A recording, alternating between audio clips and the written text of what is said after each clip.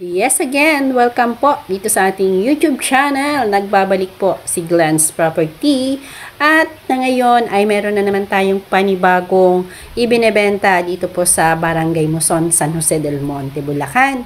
At ngayon po, nandito tayo nakatayo sa location kung saan po ay nasa gilid po tayo ng bahay na ito dahil doon po sa banda doon ay yun po ang pinaka-entrance gate papunta naman doon sa piggery. So ngayon, kaya nandito tayo, ito, may 2 meters pa po ito na setback dito sa kanilang fence. Ayan. So dito po ay may right of way pa rin papunta po doon kasi sa isa pang property na 250 square meter po. So sakop po yun ng 750. At ngayon, samahan niyo po akong ikutin yung kabuuan nitong ating ibinebenta dito.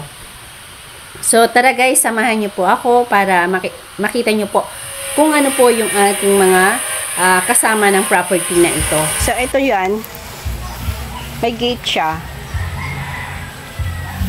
So samahan niyo po ako ka-property at pasyalan natin yung loob. So ito po yung pinaka-building ng piggery ni Kuya. So yan, ito yung kubo. Tinatanggal na rin po yung kubo. So yan, ikutan po natin yung house.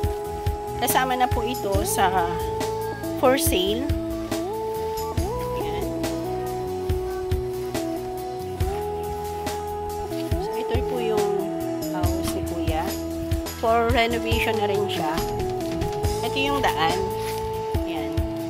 And po ng kanilang right of way. Pasok po yung sasakyan dyan. Kaya lang sa ngayon ay rough road pa. Barangay road po ito.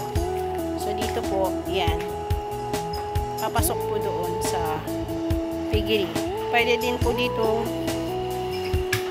dumaan. Ayan. Ito po ay 2 meters ang allowance dito sa gilid ng bahay.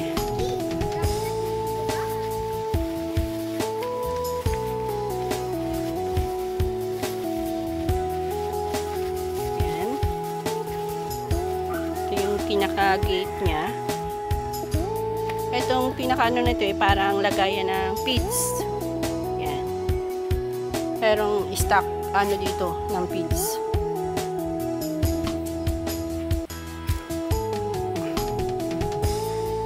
Sa mga interested at naghahanap po ng piggery or for resort, yan, napakaganda po nitong lugar at malapit lang po ito sa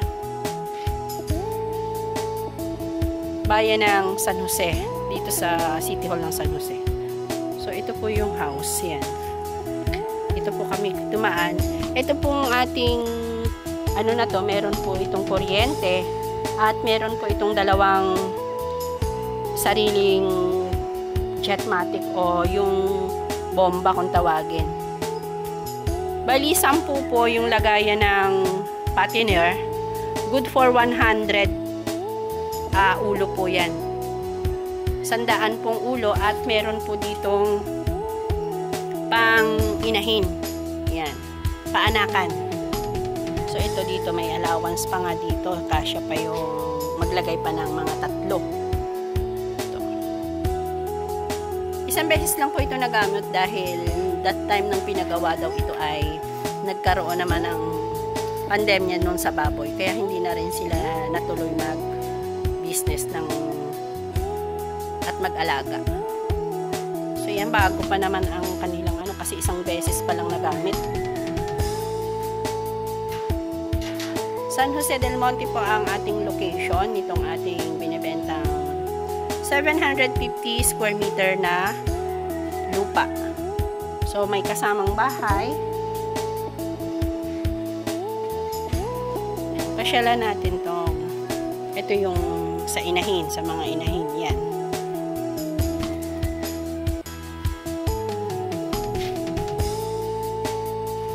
Dito po sa gilid niyan ay sapa na po yan, may manukan din po dyan. Ito. Pero may sarili po itong kanyang pagtatapunan ng dumi ng baboy. Meron po siyang ayun o, naka ano doon, may sarili po siyang lagon. Yan.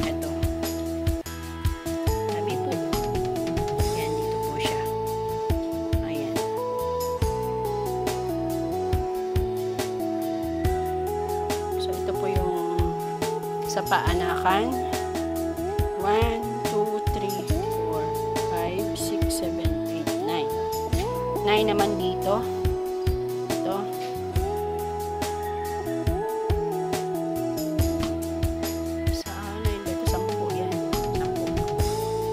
Tapos yan, may linya po ng tubig yan. At may sarili pong chatmatic yan. So dito po, ito ano na po yan, creek na. Ito yung gilid niya, creek na po yan.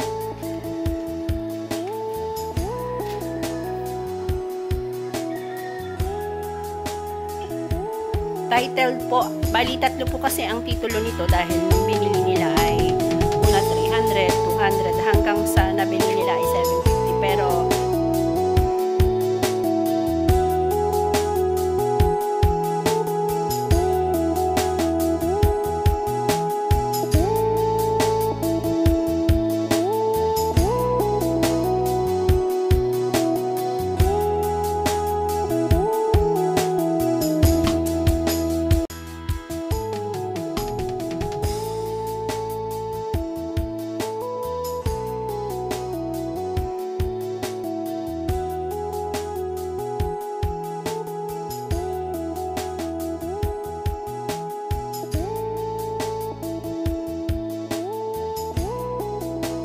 yan.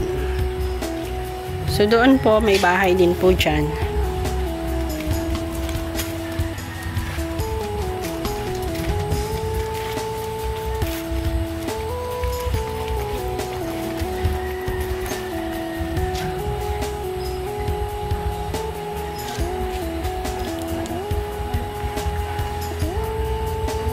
Okay, thank you so much po sa inyong panunood at please subscribe my YouTube channel and don't skip po sa ating ads para naman tayo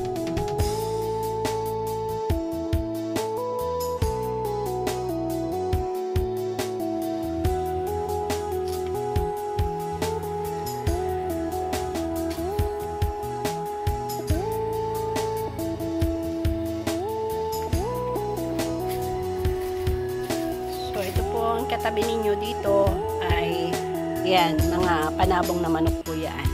Ito yung katabi at meron pong creek dito sa gilid niyan. So ito po ay kasama pa sa kanilang lote ng likod ng piggery na to. Maganda po ito sa resort at saka sa mga panabong na manok, pwede rin po.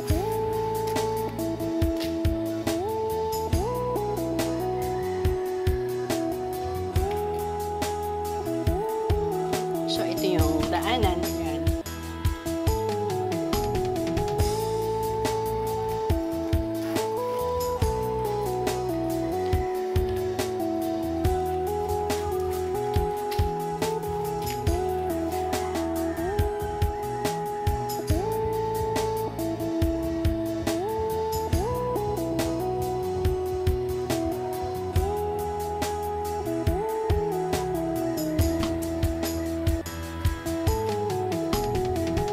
Good lumber pa oh.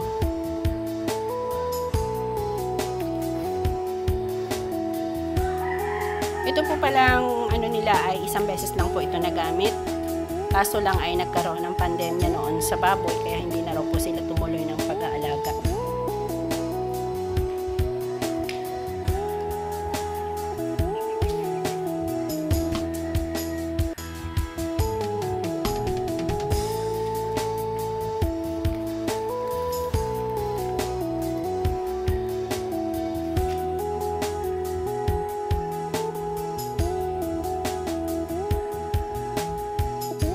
Pa na naka-separate. Tabi po. Nakiraan po.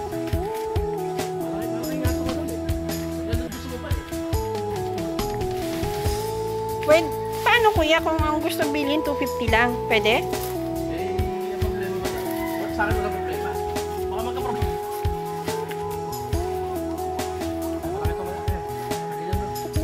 Tama kuya. Oo. Square yung sukat nito. Square. Ito pa yung kasama ng 750 naka-separate kasi yung titulo na 250. Yan.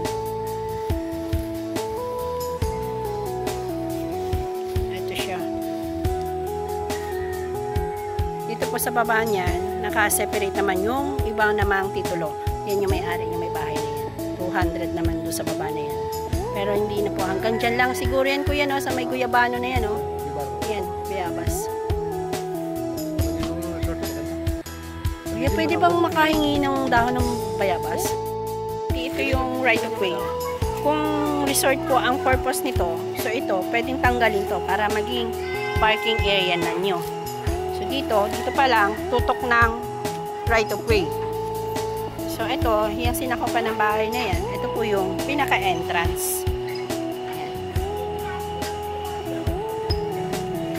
Pwede rin pong good for apartment. Tingnan natin ngayon yung papers ni Kuya. Salamat po sa mga nanood and don't forget to subscribe my YouTube channel, Glenn's Property. Bye-bye! Please keep on watching my YouTube channel. Sa mga naghahanap po dyan ng property, i-message nyo lamang po ako at anywhere po. Ayan guys, ngayon naman ay continue tayo at tayo pa uwi na. Yan. Tiningnan lang na, pinakita ko lang din po ang ating daanan or right of way dito po sa palabas po dito sa main road. At ito pong walking distance na ito ay nasa 4 meters po 4 minutes po ang layo. Yan. So pasok naman po ang sasakyan at maluwag naman po, nakikita naman po ninyo mga ka-property, nasa 4 meters po yan. At dito po sa bungad ay medyo maluwag na. Yan. Doon lang po sa bandang paloob ang 4 meters. Ito, malaki na po siya. Nasa 5 na po ito, 5 meters. So, yan. Dito po ay, nandito na rin po yung ating barangay. Dito ang barangay Muson West. At, yan ay, sa ngayon, ay rough road pa po. So, soon to develop pa po yan. Depende sa nag-aasikaso na barangay official dito. At yan po. Dito po ay may basketball court. Makikita ninyo guys. Nandyan ko iniwan nyo ang sasakyan. At, dito naman po yung INC Church nila. Ayan. So, yan po yung papasok to ka-property. Ayan. Okay. Good luck. And please don't forget to subscribe my YouTube channel, Glenn's Property.